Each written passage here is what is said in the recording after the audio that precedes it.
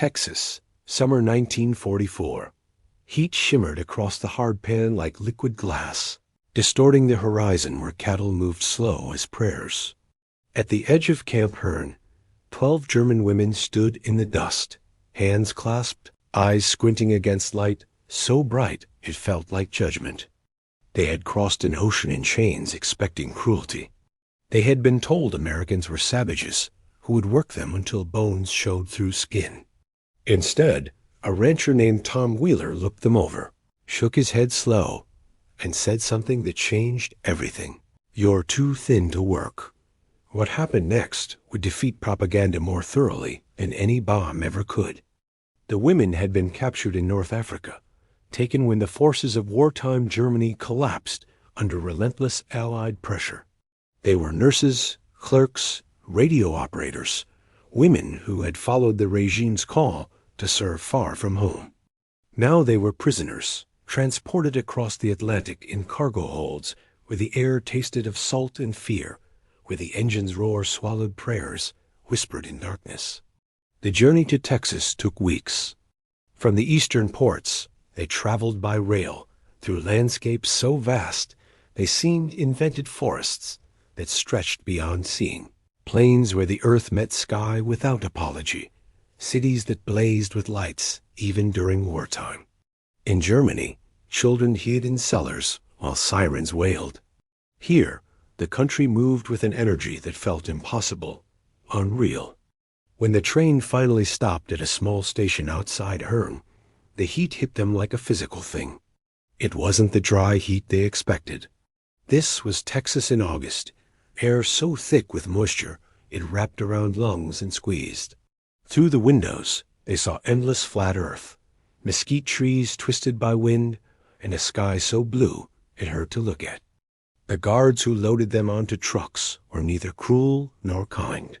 They were young men with draws that turned English into music, boys who chewed tobacco and wore their uniforms loose in the heat. One offered water without being asked. Another helped an older woman climb into the truck bed, his hand gentle under her elbow. These small gestures landed like stones in still water, rippling through expectations built by years of wartime propaganda. Camp Hearn sat 15 miles from the nearest town, surrounded by ranch land that rolled away in every direction. Guard towers rose at the corners, but the wire fences seemed almost decorative compared to the fortifications they had seen in Europe. Inside, rows of wooden barracks stretched across packed earth. A flagpole stood at the center, the American flag moving lazy in what little breeze existed. But the camp wasn't where their story truly began. By late summer, labor shortages had grown critical across Texas. Young men had gone to war, leaving fields unharvested, cattle untended, fences unrepaired. The government offered a solution: prisoner labor. Italian and German men already worked on farms and ranches throughout the state, programs that provided workers while keeping prisoners productive and visible to local communities. When Tom Wheeler first heard the camp held women prisoners, he didn't believe it. Then he saw the official notice at the county office: 12 German women available for agricultural work under strict supervision. Wheeler ran a spread 20 miles north of Hearn, 4,000 acres of grazing land and crop fields. His sons were overseas. His regular hands had either enlisted or found better paying work in the oil fields. He needed help, but he didn't need workers who would collapse in the heat. Wheeler arrived at Camp Hearn on a Tuesday morning in September, when the worst of summer had finally broken. He brought his foreman, a man named Dutch Corner, whose grandfather had come from Bavaria in 1880. The camp commander, Major Robert Stills, walked them through the compound, explaining regulations, work-hour limits, transportation requirements. The women were assembled in the shade of a mess hall overhang. They stood straight despite exhaustion, despite fear, despite everything. Wheeler had expected hardened soldiers. Instead, he saw young women who looked like they hadn't eaten properly in months. Their uniforms hung loose, cheekbones pressed sharp against pale skin. One had her arm in a sling from an injury during transport. Another couldn't stop shaking despite the heat. Wheeler removed his hat and approached slowly, the way he would approach spooked horses. Dutch spoke German, translated Wheeler's greeting. The women responded with silence and small nods, eyes never quite meeting his. "Ask them about their health," Wheeler said. Dutch translated. Hesitant answers came back: minor ailments, exhaustion, nothing serious according to them. But Wheeler had raised daughters. He recognized the lie of endurance, the way women pushed through pain because admitting weakness felt like failure. He turned to Major Stills. "These ladies aren't ready for field work." The Major's face tightened. "Regulations require productive labor. Then we'll have to redefine productive." That evening, Wheeler sat at his kitchen table with his wife Martha and Dutch, working through a plan that would either get him praised or court-martialed. The women needed work that wouldn't break them further. They needed food, rest, and something to occupy their minds beyond the wire fences and guard towers. Martha suggested the obvious: domestic work. The ranch house needed cleaning, the garden needed tending, preserves needed putting up for winter. But Wheeler shook his head. He had seen the look in those women's eyes, the same look his own daughters got when told they could undo something men did. These weren't women who wanted to hide in kitchens. "What if," Martha said slowly, "we taught them to ride?" The silence that followed felt enormous. Dutch started to object, stopped. Wheeler looked at his wife like she had suggested they fly to the moon. "Think about it," Martha continued. "They're afraid of everything here. Give them control over something powerful, something beautiful, and watch what happens." Wheeler considered this.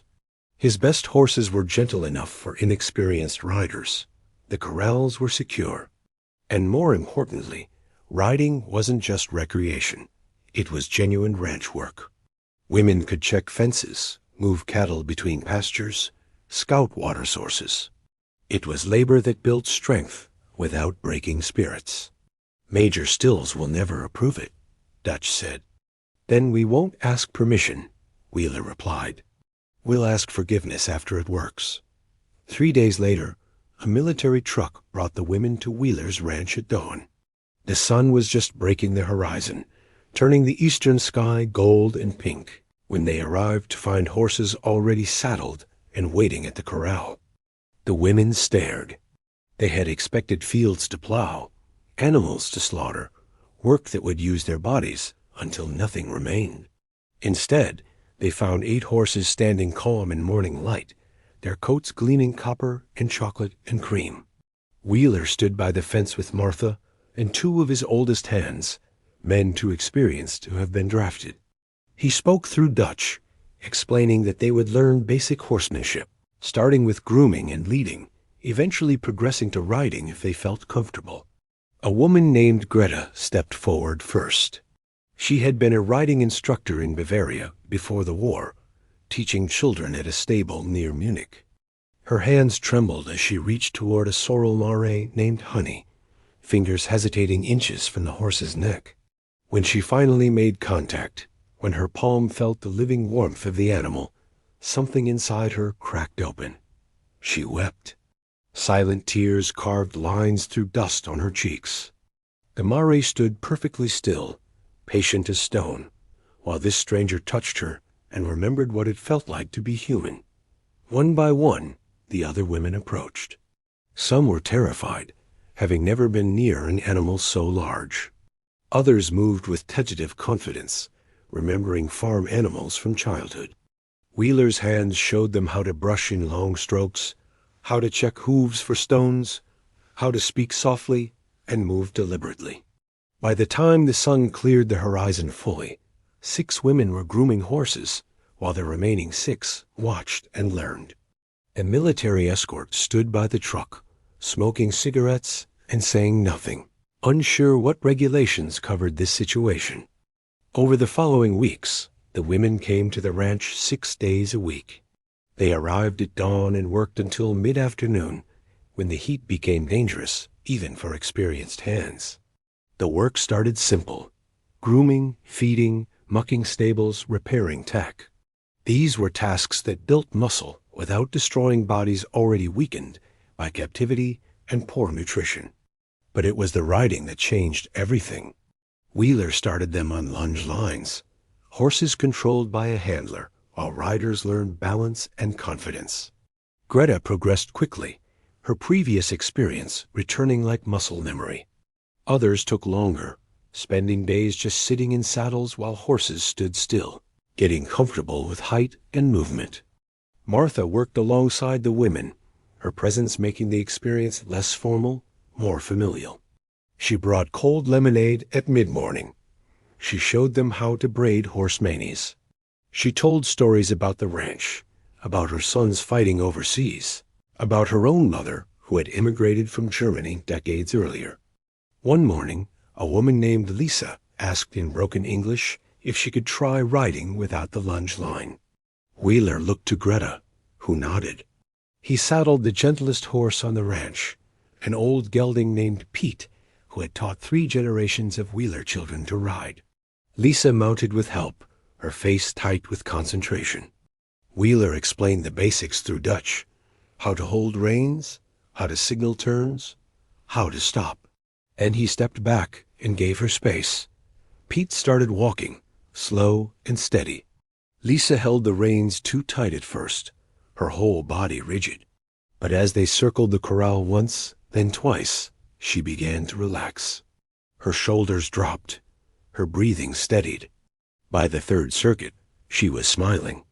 When she finally stopped and dismounted, her legs nearly gave out from exhaustion and emotion combined. She spoke rapid German to Greta, who translated. For the first time since we were captured, I felt free. News of Wheeler's program spread faster than he anticipated. By October, other ranchers were asking about prisoner labor, specifically requesting women for lighter work. Some genuinely needed help. Others were curious about this unconventional arrangement that seemed to be working remarkably well. The attention brought scrutiny. Major Stills arrived at the ranch unannounced one Tuesday morning, accompanied by a colonel from the Regional Prisoner Administration Office. Wheeler met them at the gate, hat in hand, ready to defend his decisions. They found the women in the corral, working with horses under Martha's supervision. 3 were grooming.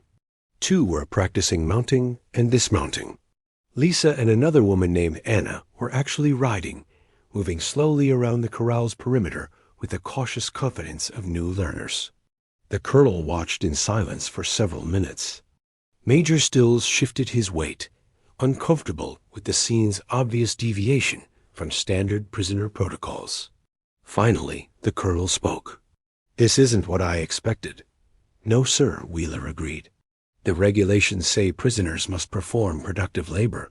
"Yes, sir." "These ladies check fences, move cattle between pastures, monitor water tanks. Last week they helped round up strays from the north section." "Can't do that on foot."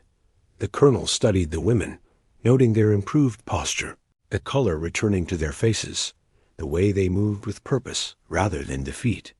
He watched Anna guide her horse through a gentle turn, her concentration absolute. "Any problems?" the colonel asked. "Escape attempts? Complaints?" "None. They work hard, follow instructions, actually seem grateful for the opportunity." "They should be," Major Stills interjected. "This is more privilege than most prisoners receive." But the colonel raised his hand, silencing the major. "You're feeding them properly? No fraternization beyond what requires?" "They eat what our hands eat, and they're ladies, Colonel. We treat them accordingly." The colonel nodded slowly. He had fought in the last war, had seen what happened when humans stopped seeing each other as human. This strange arrangement violated numerous unwritten rules about prisoner management, but it seemed to be achieving something important. It was keeping these women healthy and productive while maintaining dignity on both sides. "Continue as you are," the colonel said, "but document everything. If this becomes a template for other programs, we'll need records." As autumn arrived, bringing relief from the brutal heat, the women began to understand They weren't going to be starved or worked to death. This realization, gradual as weather change, softened something that had been held tight since capture. They began singing while they worked. German folk songs at first, then songs they had learned from guards, then eventually broken English versions of American tunes picked up from the radio in the mess hall. The ranch hands, many of whom had German heritage themselves, recognized some melodies and joined in, creating strange harmonies that bridged language and circumstance. One evening in November, Greta approached Wheeler with something wrapped in cloth.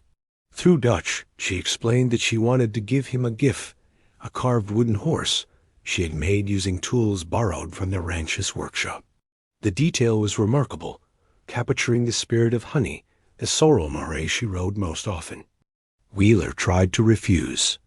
Prisoners giving gifts to captors violated protocols he didn't fully understand, but suspected existed. But Greta pressed it into his hands, speaking earnestly in German, while Dutch translated, "You gave us our dignity back. This is all I can give in return." Martha accepted the gift when Wheeler hesitated too long. She placed it on the mantel in their living room, where it remained for decades. The gifts continued. Lisa crocheted a blanket for Martha, using yarn unraveled from an old sweater and rewoven. Anna drew pencil portraits of the ranch hands and their families, capturing likenesses with surprising skill. Another woman, whose name was Elk, baked traditional German Christmas cookies using rationed ingredients the ranch provided. These exchanges created relationships that transcended the prisoner-captor dynamic. The women weren't pets or charity cases. They were workers, contributors, individuals whose skills and gratitude mattered. The ranch hands, in turn, brought small comforts from town: extra writing paper, pencils, a second-hand book of English phrases, wildflowers picked along the roadside. December brought cold nights and short days. The women now rode with competence, checking fence lines across vast sections of rangeland, their horses moving sure-footed through brush and creek beds. They had gained weight, their faces filling out, strength returning to limbs that had been starved by captivity and transport. Martha proposed something audacious, a Christmas gathering at the ranch. Wheeler balked. Major Stills would never approve. The regulations about social contact were explicit, but Martha pressed her case. These women were far from home, separated from families they might never see again, facing an uncertain future. One evening of humanity wouldn't compromise security or military discipline. Wheeler made phone calls. He spoke with the colonel who had inspected the program, explaining Martha's proposal. He offered compromises.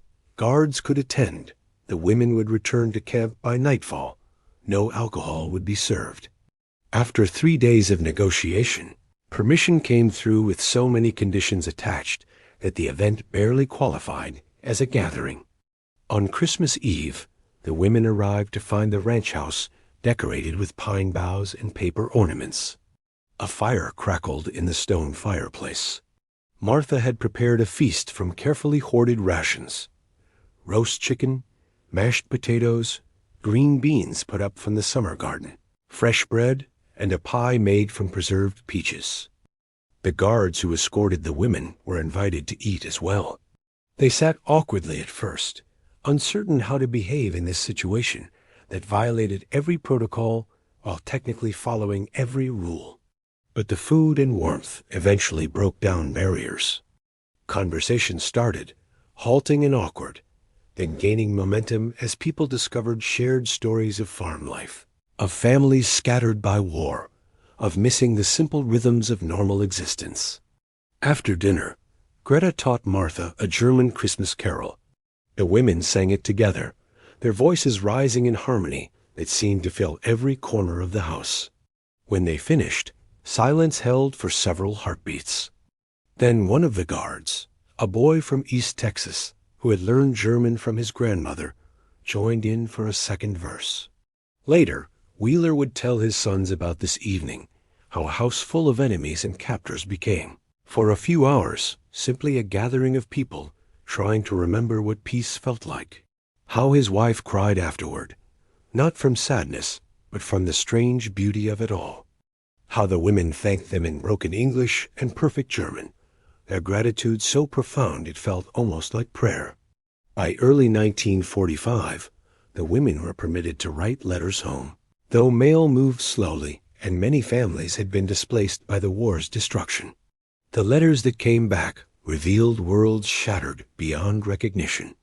Lisa received word that her family home in Stuttgart had been destroyed in a bombing raid. Her mother survived, but was living with relatives in the countryside. Her father's fate remained unknown. She shared this news with Martha, who held her while she wept.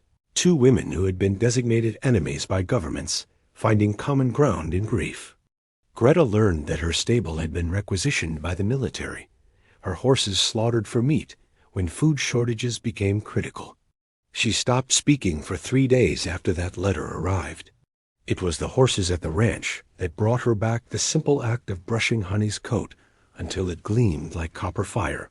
The animal's patient presence, reminding her that some beauty survived even in a world determined to destroy itself. The women also wrote letters outward, describing their captivity in Texas with details that would have seemed impossible to anyone who understood prisoner of war conditions. They wrote about horseback riding across endless plains, about ranchers who treated them with respect, about learning English and American customs, about Christmas dinners and genuine laughter. These letters, when they reached Germany, must have seemed like fever dreams or propaganda.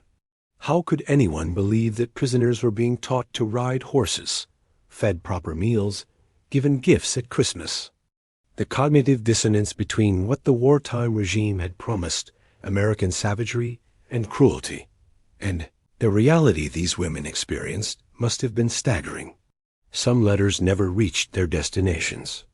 Others arrived years later, after the war ended and mail routes normalized. But among the women at Wheeler's Ranch, writing those letters became a ritual of hope, a way of maintaining connection to lives that seemed increasingly distant and uncertain. In April 1945, news reached Camp Hearn that the German forces in Europe were collapsing. Cities fell daily. The leadership of wartime Germany was in hiding or dead. The war that had consumed the world for 6 years was finally ending. For the women at Wheeler's Ranch, this news brought complicated emotions.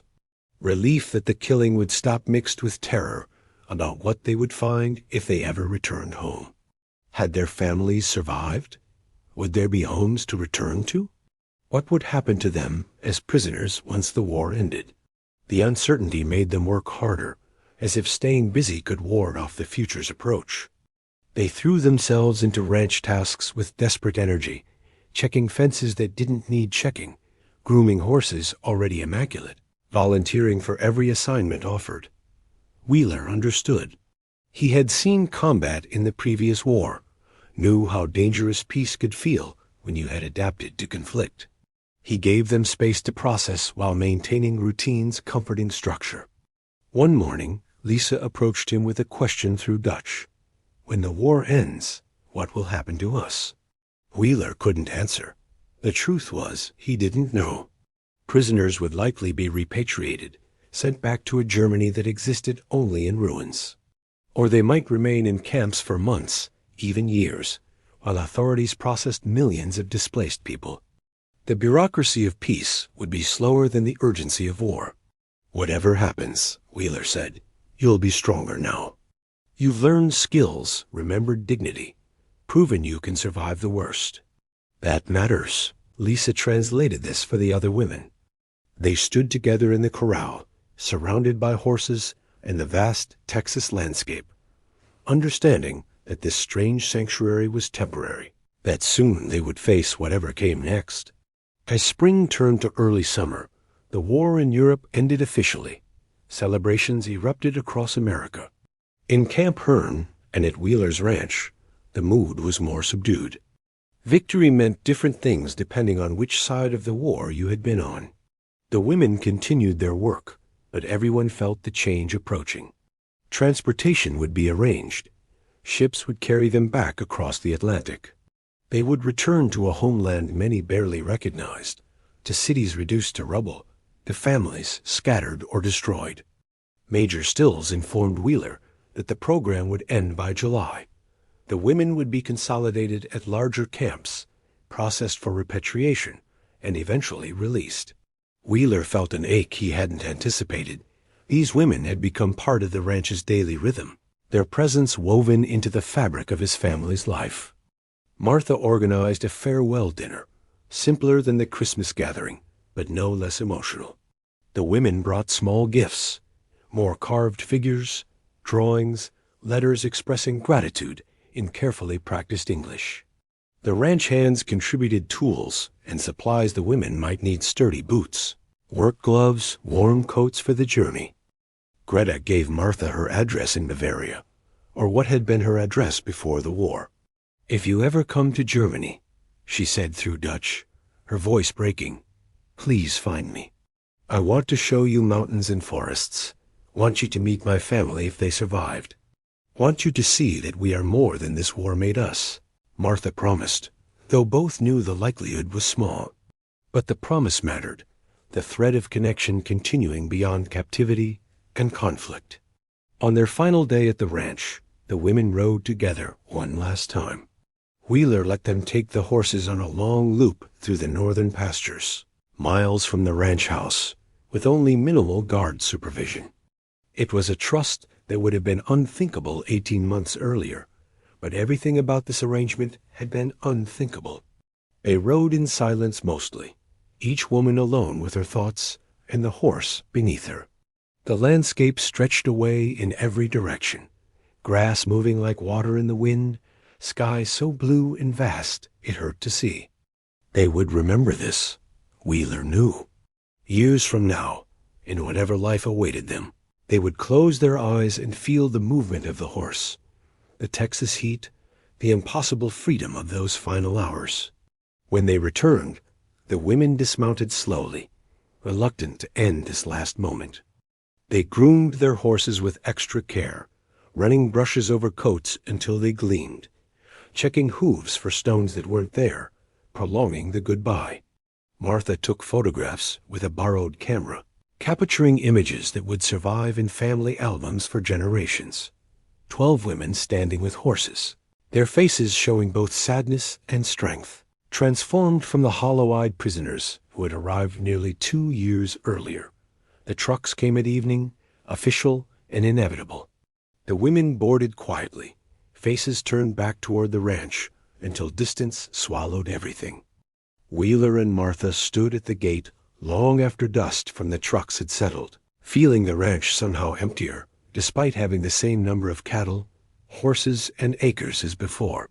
Most of the women returned to Germany in late 1945 and early 1946, though the process took longer than anyone anticipated. They found a country destroyed physically and psychologically, cities reduced to rubble, populations displaced, the entire social structure collapsed. Greta did find her family, or what remained of it. She returned to Bavaria and eventually reopened a small riding stable, teaching children just as she had before the war. She corresponded with Martha for decades, letters crossing the Atlantic carrying news of marriages, children, grandchildren, lives rebuilt from ruins. Lisa's story was harder. She found her mother, but learned her father had perished in the war's final weeks. She trained as a teacher, working with orphaned children in Stuttgart as the city slowly rebuilt. In a letter from 1953, she wrote to Martha, "I teach them English using phrases I learned in Texas. When I say plenty more where that came from, they look confused, but I remember the kindness behind those words." Several women married American soldiers during the occupation, choosing to remain in Germany, but building connections to the country that had been their prison. Others immigrated to the United States legally once restrictions eased, settling in Texas or other states, bringing with them skills learned at Wheeler's ranch. Anna became an artist, her pencil sketches evolving into paintings that captured the surreal juxtaposition of her captivity. German women on horseback in Texas, ranchers who treated enemies like daughters. the strange grace that sometimes survived even war's cruelty. Her work exhibited in Munich and Stuttgart in the 1960s, drawing attention to stories of prisoner treatment that challenged simplistic narratives about the war. Wheeler continued ranching until his death in 1963. Among his papers, Martha found letters from all 12 women, written over years, expressing gratitude that never diminished. The carved wooden horse still sat on the mantel, weathered by time but carefully preserved. When Martha died in 1982, her children found among her possessions a photograph of 12 women standing with horses, their faces showing something rare and precious hope surviving in a world determined to destroy it. The story of German women learning to ride horses while being held as prisoners in Texas seems almost fictional, too strange to be true. Yet it happened, documented in camp records, military reports, letters, and photographs. It represented something important about the war that often gets lost in larger narratives of battles and politics. These women arrived in Texas, carrying propaganda's baggage. They had been told Americans were savages. That captivity would mean torture and starvation. Instead, they found ranchers who looked at malnourished prisoners and saw humans who needed care before they could work, who decided that building strength and dignity mattered more than extracting maximum labor. Wheeler's decision to teach prisoners to ride horses violated numerous unspoken rules about how captors should treat captives. It challenged the emotional distance required to maintain the enemy designation. By giving these women autonomy and skill, by treating them as individuals rather than defeated opponents, he and his family dissolved propaganda more effectively than any leaflet or radio broadcast could have. The women, in turn, carried stories back to Germany that complicated the simplistic narratives both sides had constructed. They had been enemies of a regime that had committed atrocities, yet they had experienced kindness from people they had been taught to hate. This cognitive dissonance, the gap between expectation and reality, created space for something beyond propaganda's rigid categories. In the decades after the war, as Germany rebuilt and relationships between former enemies normalized, these small stories of unexpected humanity mattered. They provided evidence that even in the worst circumstances, people could choose compassion over cruelty, could recognize shared humanity despite official designations of friend and enemy. The women who rode horses in Texas became mothers and teachers, artists, and businesswomen. They raised children in a Germany determined never to repeat the mistakes that had led to such destruction. And they told their children and grandchildren about a ranch in Texas, about cowboys who said, "You're too thin to work," and chose kindness instead. What Wheeler and his family did wasn't revolutionary. They didn't end the war or change military policy.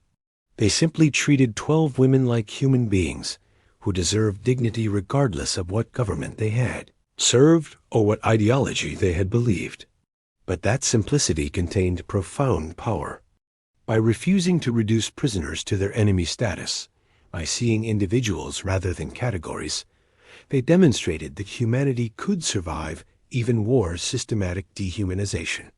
The women arrived broken by captivity and propaganda, expecting cruelty and finding respect instead.